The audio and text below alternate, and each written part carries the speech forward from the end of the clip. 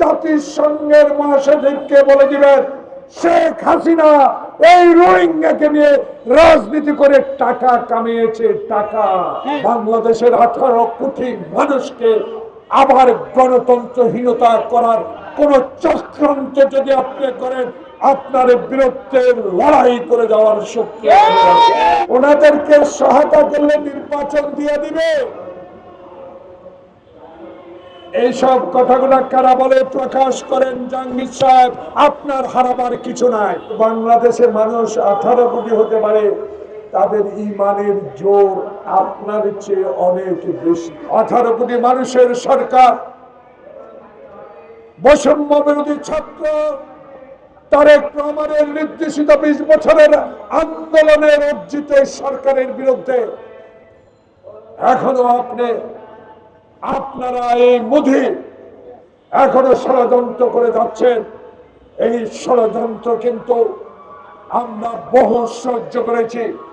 এই 72 বছর বয়সে এখনো শক্ত হাতে উত্তর দিতে চাই এমন শক্তি আপনার কাছে নাই। বাংলাদেশের 18 কোটি মানুষকে আবার গণতন্ত্রহীনতা করার কোন চক্রান্ত যদি আপনি করেন, আপনার বিরুদ্ধে লড়াই করে যাওয়ার শক্তি কি মনে করেন? আপনার কাছে অ্যাটম বোম আছে, আপনার কাছে আধুনিক অস্ত্র আছে, আপনার কাছে 100 কোটি উপরের মানুষ আছে, কিন্তু বাংলাদেশের মানুষ 18 কোটি হতে পারে, তাদের ইমানের জোর আপনার চেয়ে অনেক বেশি। আমরা ইমানদার। পালিয়ে গেছেন, পালিয়ে থাকেন। 18টি স্টিলের বাক্স করে বাংলাদেশের ধন দৌলত, ডলার রুবেল সব নিয়ে গেছেন।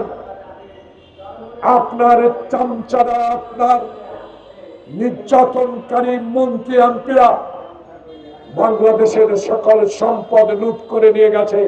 সারাদিন হাসে, গালি দিলেও হাসে, সমালোচনা করলেও হাসে। আপনি এক্ষুনি পদত্যাগ করেন, সমস্যার সমাধান হবে। জনাব জাহাঙ্গীর সাহেব, আপনার কথা কারা শুনে না আমাদেরকে জানান। কারা আপনার কথা শুনে না আমাদেরকে জানান। কারা বলে ওনাদেরকে সহায়তা করলে নির্বাচন দিয়ে দিবে? এইসব কথাগুলো কারা বলে প্রকাশ করেন? জাহাঙ্গীর সাহেব, আপনার হারাবার কিছু নাই। এগিয়ে চলুন জোরসে, আমার হচ্ছে লুঙ্গি, রপ্তানিতে শীর্ষে, বিশ্বমানের লুঙ্গি। কিচ্ছুই পাবেন না। শান্তি একটা আপনাদের। এই দেশে যেন রিক্সা চালিয়ে কোন লোককে ঘুষ দিতে না হয়, একটাই পাবেন। সেই পাওয়ার ব্যবস্থা করার জন্যই মুক্ত কুকুরেরা রক্ত দিয়ে বাংলাদেশে ইউনুস সরকারকে প্রতিষ্ঠা করেছে। ইউনুস সরকার জাতিসংঘের মহাসচিবকে নিয়ে আমরা আজকে গিয়েছেন। এই জাতিসংঘের মহাসচিবকে বলে দিবেন শেখ হাসিনা এই রোহিঙ্গাকে নিয়ে রাজনীতি করে টাকা কামিয়েছে। টাকা মন খুলে আজকে মহাসচিব মহকে বলে দিবেন তারেক রহমান, খালেদা জিয়ার হারাবার কিছু নাই।